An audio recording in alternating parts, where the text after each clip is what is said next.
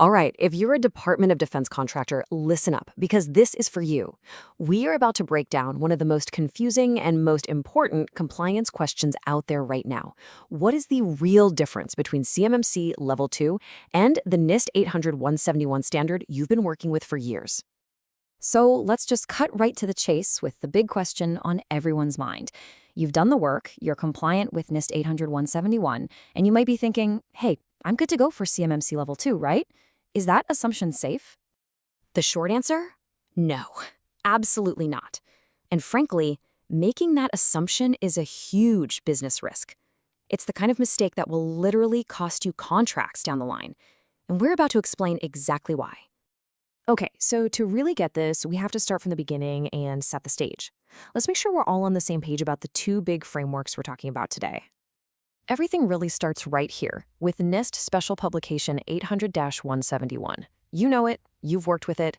It's the foundational document that lays out all the security rules for protecting controlled unclassified information, or CUI, on systems that aren't run by the federal government. You know, like yours. Let's just do a quick recap. This has been the gold standard for years under the DFARS clause. It's got those 110 security requirements, all sorted into 14 different families of controls.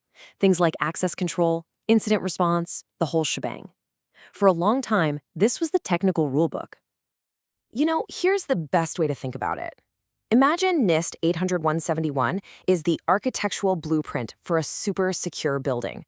It tells you exactly what you need to build, where the steel doors go, what kind of locks to use, where the security cameras have to be. It's the complete set of instructions. And that blueprint idea leads us straight to the single most important point of this entire conversation. This is the crucial difference. It isn't about the technical rules. It's about understanding the massive gap between having a standard and getting a certification.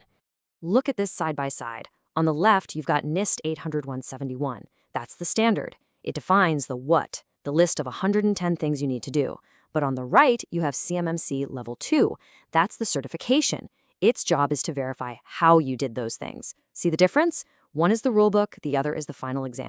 So let's go back to our building analogy. If NIST is the blueprint, well, CMMC is the certified building inspector who shows up on site. They've got the blueprint in one hand and a clipboard in the other, and their only job is to make sure you built the thing exactly to spec, with no shortcuts. So to boil it all down to one sentence, CMMC Level 2 takes those exact same 110 controls from NIST 800-171 and simply adds a brand new layer of enforcement. The technical what hasn't changed, but the accountability for how you do it is a whole new ballgame.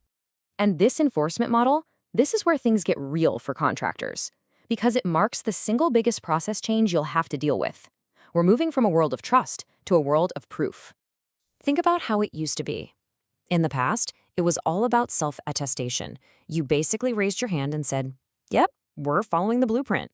But now, with CMMC, that's not good enough. You have to show objective, undeniable proof through a formal assessment. The days of just trust us are officially over. Now, it's not a one-size-fits-all situation. The kind of proof you need really depends on your contract. For some contracts, an annual self-assessment might cut it. But for the contracts dealing with more sensitive CUI, you're going to need a full-blown third-party assessment from a certified C3 PAO. And this brings up another huge point. A CMMC assessment is so much more than just a technical checklist. It's not about an auditor asking, do you have a firewall? It's about demonstrating that your security program is mature and deeply integrated into your company's culture. So what is that inspector, that auditor, actually looking for when they show up? Well, first, they want documented policies, like your system security plan.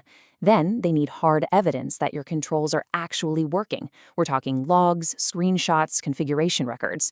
And maybe most importantly, they need to see repeatable processes. They need proof that your people follow the security rules every single time, not just on the day of the audit. And that right there is the bottom line. The auditors are there to see what's really happening day to day. It's not enough to just have the security tools. You have to prove they are used correctly and consistently by everyone.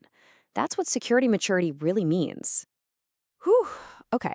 That was a lot, I know. So let's pause and boil this all down into the key takeaways, the things you absolutely need to walk away with today. If you forget everything else, please remember these three things. Number one, NIST is the blueprint, the what. CMMC is the inspection that verifies the how. Number 2, we've moved from trust me self-attestation to prove it formal audits. And number 3, proof isn't just about having the right tech, it's about having the documentation and the processes to back it up. Honestly, making that jump from meeting a standard to passing a certification assessment can feel like a massive task. It takes so much structure and precision. That's why resources like QuantumShieldIT exist. They specialize in helping organizations get all that documentation and evidence ready for prime time. So, the big takeaway is that CMMC Level 2 really raises the bar. It's no longer just about what security you have, but about how well you can prove it day in and day out. Which, of course, leads to the next big question. What does one of these assessments actually look like in the real world? Well, we're going to break that down, step by step, in our next explainer. See you then.